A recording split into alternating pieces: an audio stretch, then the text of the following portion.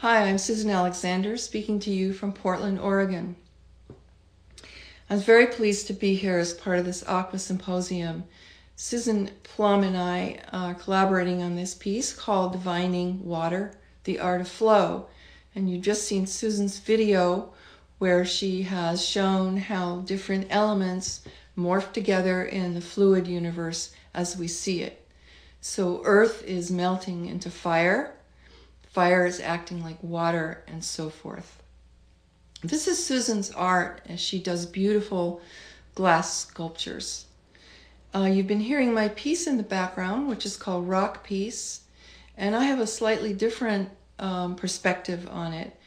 I took my inspiration for Rock Piece from the geometry of the 5 sacred solids.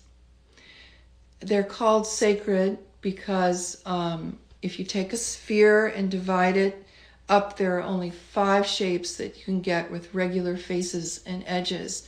And that's the cube, the tetrahedron, the octahedron, the icosahedron, and the dodecahedron. They're sometimes called Platonic solids because Plato made reference to them in his Timaeus, where he acquainted each sacred solid with an element. So earth becomes the cube, fire is the tetrahedron, water is the icosahedron, air is the octahedron, and finally the dodecahedron is ether. Throughout Western civilization, scholars had a fascination with the spin of these solids. And it was thought that the spinning, nesting solids inside of each other created a special power of creation. There was a special fascination with them around Leonardo's time in the 1600s. The solids were seen as pulsing energies with vibrational fluid frequencies which morphed into one another. Kepler based his model of the planetary orbits also on the solids nested inside of each other, as you can see here.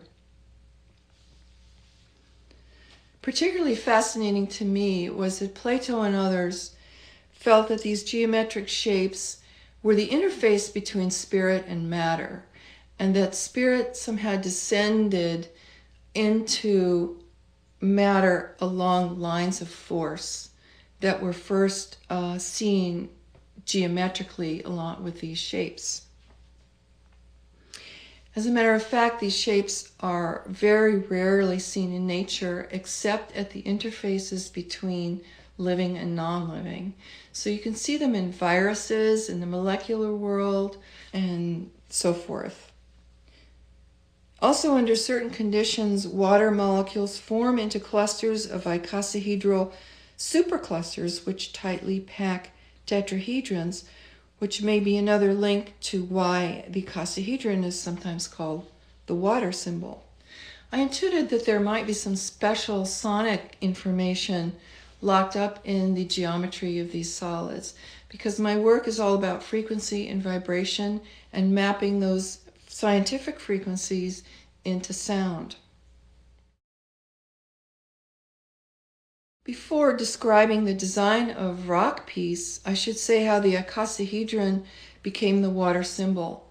There isn't a lot of evidence or much material written about this, but what I could find was that there are very ancient references to the Hindu god Purusha, who is actually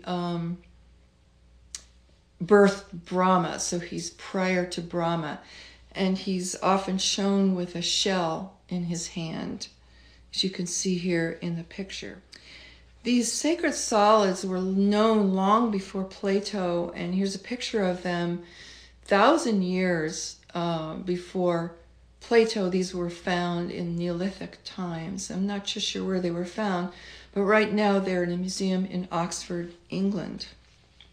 Scholar Robert Lawler points out in his book, Sacred Geometry, that if you first draw the icosahedron as a symbol geometrically, all the other sacred solids are very easy to derive from that master matrix. So that might be a clue.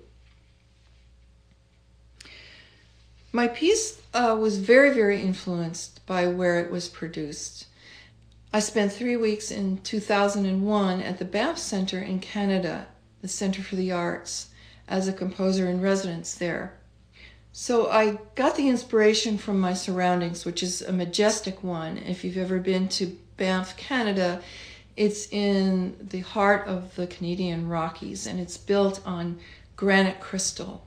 It's just an amazing place. The energy is very, very powerful. So I decided to have every sound that you hear in this little piece sampled from the rocks that I could find around the area.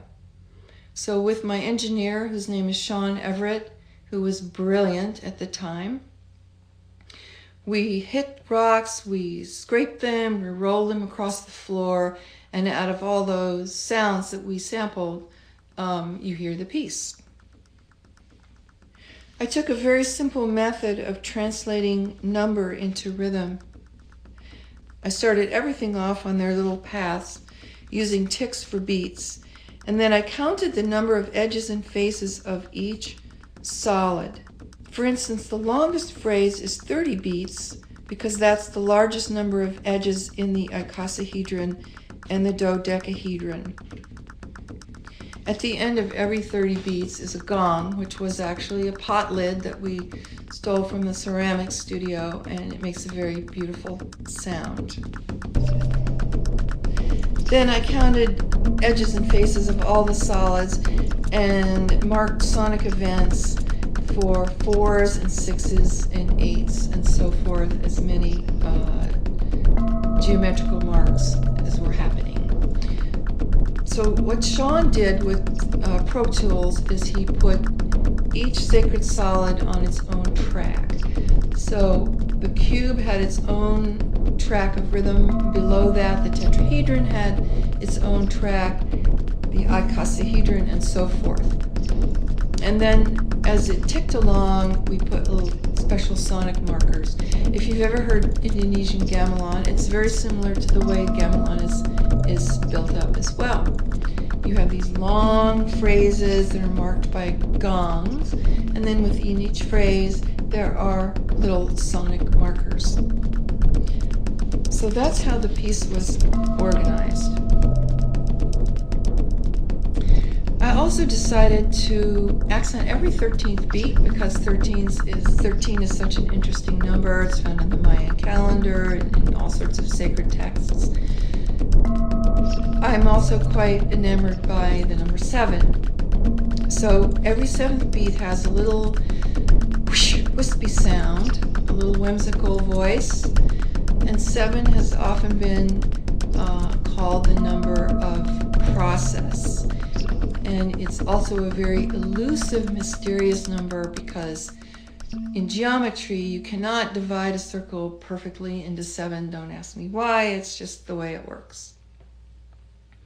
So that's the piece, and I hope you have enjoyed our presentation, and thanks for watching. Smile.